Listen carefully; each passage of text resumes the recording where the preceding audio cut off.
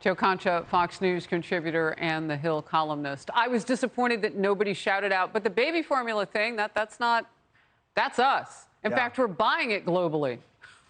Inflation in this country is at a higher rate than almost every other developed country. Right? So you can't say that this is a global thing and everybody's going through this right now. And again, I was talking to my kid a couple days ago about George Washington. She's learning about that now in elementary school. And at one point, there's this great quote that she says back to me, and that is, "It is better to offer no excuse than a bad one." And what we're hearing from Janet Yellen and the press secretary and the president is, oh, well, it's because of COVID and we didn't see these variants coming, which we've heard now for months. We didn't see the variants coming. In a virus, there are variants, and you should know that. Then we hear about Vladimir Putin. As you said, that incursion happened, or invasion happened, what, February, late February? Inflation has been going up for a year and a half, so that's not a good excuse Since the moment he took office. Basically, yeah. Yeah. And gas prices as well, right? So we're seeing those at an all-time high. You can't spin these things, Harris. There is no, if we just had better messaging, then it would resonate with the American people. They know what they're feeling, they know what they're seeing, and they don't like it. I would like better messaging if it had the truth in it. Yeah. I mean, that actually would be a major improvement. Refreshing. So here's something that we're all feeling that I don't hear people coming clean about. So I want to talk about it. It's called shrinkflation. Shrinkflation. It's hitting more products as manufacturers have cut the portion sizes to keep up with the record inflation. So they're trying not to charge you more, but they too are paying more because everything comes in on a truck and everybody gets hit by that diesel fuel, whatever, blah, blah, blah, all that cost. Honey Bunches of Oats, Folgers Coffee, Angel Soft Toilet Paper, and the Gummy Bear Maker are all now downsizing by big margins. So stuff gets smaller, price tag either stays the same or gets bigger.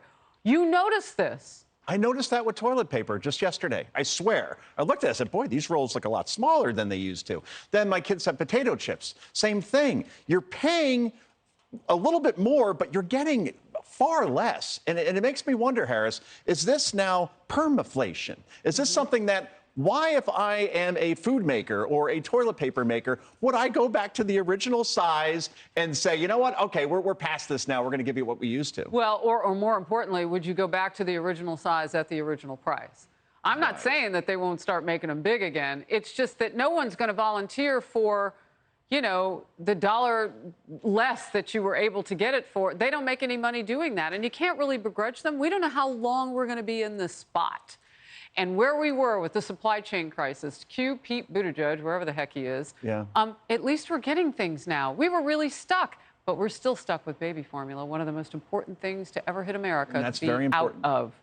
And by the way, you can't package gas, for example, and make that smaller, bring it in a smaller package. All I know is when this president took office, gas was at a little over $2 a gallon. We're now going to pass, probably in the next week or two, $5 a gallon as the summer season increases demand, Harris. We're on an American system. We sell gallons. Europe's on liters. You can always repackage stuff. Let's hope they don't make it smaller and make us pay the same.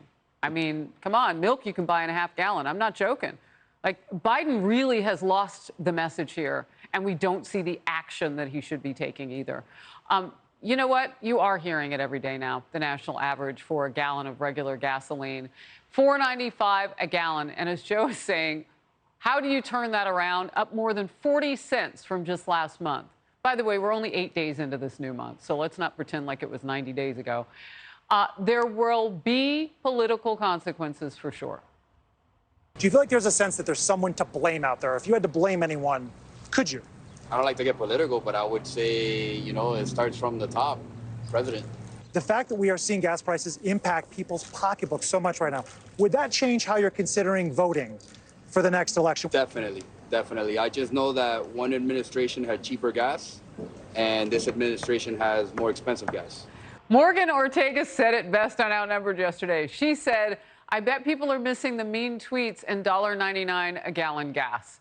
But for some, wealthy enough to afford an electric car that has a chip, they really don't mind all the high prices because they don't see them, apparently.